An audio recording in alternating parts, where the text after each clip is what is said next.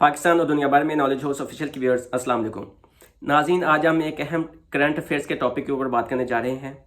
ये economic crisis in Pakistan का topic है कि पाकिस्तान में जो मुआशी बहरान आया हुआ है इसकी क्या क्या रीज़न्स हैं और आजकल डिफरेंट कमोडिटीज़ की प्राइसेस कितनी हाई हो चुकी हैं, इन्फ्लेशन किस लेवल तक चली गई है और आने वाले दिनों में इस इन्फ्लेशन के क्या रिपरकशंस आने वाले हैं, क्या क्या इनके असरात आने वाले हैं।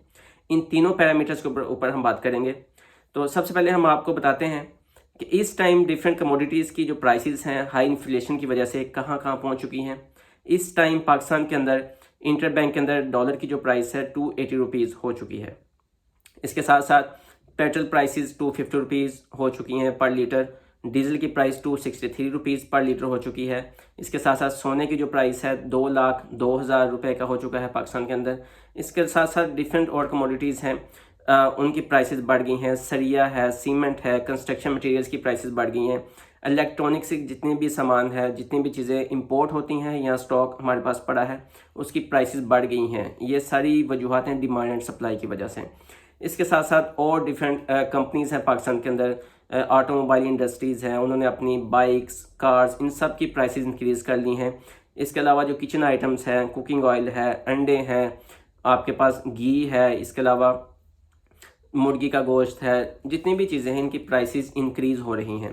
और पाकिस्तानी इस टाइम बहुत टफ सिचुएशन को फेस कर रहे हैं। इकोनॉमिक कंडीशन बहुत ज़्यादा ख़तरनाक हद तक पाकिस्तान में चली गई है और डेली किसी को ये नहीं पता कि कल को पेट्रोल की प्राइसेस क्या होगी और ऑयल की प्राइसेस क्या होंगी, अंडे की प्राइस क्या होगी, मुर्गी के गोश्त कितने का मिलेगा, किसी को ये चीज़ का नहीं पता। आज 3 फरवरी है और आज ही एक समरी ओगरा के पास ओगरा ने पीएम हाउस में भेज दी है जो कि 30 रुपये फ़ी लीटर पेट्रोल बढ़ाने की समरी है और शायद 1-2 दिनों के अंदर पेट्रोल 280 रुपये फ़ी लीटर हो जाए। तो ये तो करंट सिचुएशन है जो पाकिस्तान में इस टाइम चल रही है। मैं आपको थोड़ा सा बता दूं कि इसकी रीज़न्स क्या थी जो आज हमारी ये टफ सिचुएशन बन चुकी है। उसकी रीज़न ये है कि पाकिस्तान के अंदर पहले रिजीम चेंज ऑपरेशन किया गया, गवर्नमेंट चेंज हुई। जैसे ही आपको पता होना चाहिए कि जैसे ही पॉलिटिकल इंस्टेबिलिटी आती है उसके साथ ही इकोनॉमिक इंस्टेबिलिटी आती है। तो पाकिस्तान के अंदर जैसे ही रिजीम चेंज ऑपरेशन किया गया उस टाइम जब पीटीआई की गवर्नमेंट थी 22 बिलियन डॉलर्स के रिजर्व से पाकिस्तान के स्टेट बैंक के पास, लेकिन आज 3.5 बिलियन डॉलर्स के रह चुके हैं। आपकी इंफॉर्मेशन के लिए बताता जाऊं कि इंडिया के पास इस टाइम 632 बिलियन डॉलर्स के रिजर्व्स पड़े हैं और हमारे पास 3.2 बिलियन डॉलर्स के रिजर्व्स रह चुके हैं।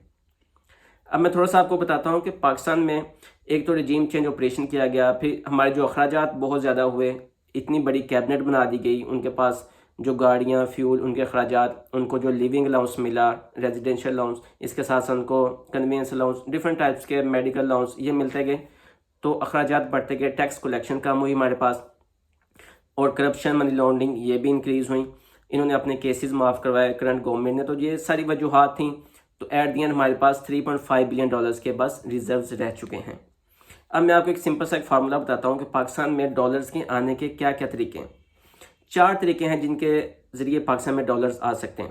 पहला तरीका होता है FDI, ये होती है फॉरेन डायरेक्ट इन्वेस्टमेंट। इस टाइम पाकिस्तान में अनफॉर्चुनेटली -17 मिलियन डॉलर्स तक नेगेटिव में चली गई है FDI। एक्सपोर्ट्स 16% कम हो चुकी हैं। ये दूसरा तरीका है, एक्सपोर्ट्स के थ्रू हम डॉलर्स पाकिस्तान में आते हैं। तीसरा तरीका है पाकिस्तान में डॉलर्स को लेके आने का, वो है रिमिटेंसेस, जो गैर मुल्की पाकिस्तानी पाकिस्तान में बेचते हैं, वो भी 17% तक माइनस में चले गए। अब चौथा तरीका होता है कि इंटरनेशनल एजेंसीज के थ्रू हम पाकिस्तान में डॉलर्स मंगवाते हैं, वो भी हमारे पास अभी नहीं आ रहे।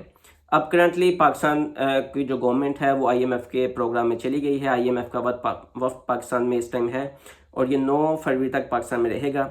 वो डिफरेंट टफ शराइत अपनी रख रहे हैं। सबसे पहले वो कह रहे हैं कि अपने डॉलर को फ्री फ्लोटिंग पे छोड़ दें, जो हमने छोड़ दिया है। डेली डॉलर की जो प्राइस है फ्लक्चुएट कर रही है मार्केट के अंदर और डेली 7-8 रुपये इंक्रीज़ कर रहा है, कभी 2 रुपये कम होता है, कभी 25 रुपये इंक्रीज़ होता है, ये फ्लक्चुएशन आ रही है। इसके साथ साथ उन्होंने कहा कि अपनी इलेक्ट्रिसिटी प्राइसेस बढ़ाएं और गैस की प्राइसेस बढ़ा दें, पेट्रोल प्राइसेस बढ़ाएं, टैक्स कलेक्शन को इंक्रीज़ करें, 600 अरब के नए टैक्स लगाएं, 4100 अरब के गर्दिशी कर्जे जो सर्कुलर डेट होता है उसको कम करें और 2230 अरब के जो अपने अखराजात कंट्रोल करें। ये सारी टर्म्स एंड कंडीशंस लगाई हैं और एक नई उन्होंने कंडीशन लगाई है। वो कह रहे हैं कि आप 17 ग्रेड से जो ऊपर आपके सरकारी मुलाजमीन हैं उनके एसेट्स को डिक्लेयर करें। ان کے جتنے بھی ایسیٹس ہیں پاکستان میں یا باہر ان کو ڈکلیئر کریں اور ان کو ٹیکس نیٹ کے اندر پراپرلی لے کے آئیں ہر چیز کو. تو یہ ٹف کنڈیشنز ہیں, اس ٹائم ملک میں یہ سچویشن بن گئی ہے. تو ابھی آنے والے دنوں میں یہ 9 فروری کو جیسے ہی IMF کا پروگرام بحال ہو جائے گا, اس کے بعد پھر ڈیفرنٹ کنٹریز ہمیں کچھ لون دیں گے, تو اس کے بعد ملک کی اکانومی کچھ یعنی کہ سٹارٹ ہونا شروع ہو جائے گی, یعنی کہ رن کرنا سٹارٹ کرے گی. پھر LCs اوپن ہوگی. LC basically letter of credit ہے, کیونکہ ابھی LCs بند ہیں, اسٹیٹ بینک وہ ایشو نہیں کر رہا, تو امپورٹس نہیں ہو رہی ملک میں, امپورٹس نہیں ہو رہی, تو اس لیے جس کے پاس جو اسٹاک پڑا وہ پرائسز انکریز کر رہا ہے. پاکستان ڈیفالٹ نہیں کر رہا, انشاءاللہ پاکستان سروائیو کرے گا, لیکن ہمیں کچھ مینجمنٹ لیول کے کچھ میئرز لینے پڑیں گے جن کی بیسس پہ ہم نیکسٹ اکنامک کرائسس سے بچ سکتے ہیں. اپنا اور اپنے ارد گرد کے انسانوں کا حتیٰ کہ جانوروں کا بھی بہت سا خیال رکھیے گا. اللہ آپ کا ہمیں ناصر ہو. والسلام.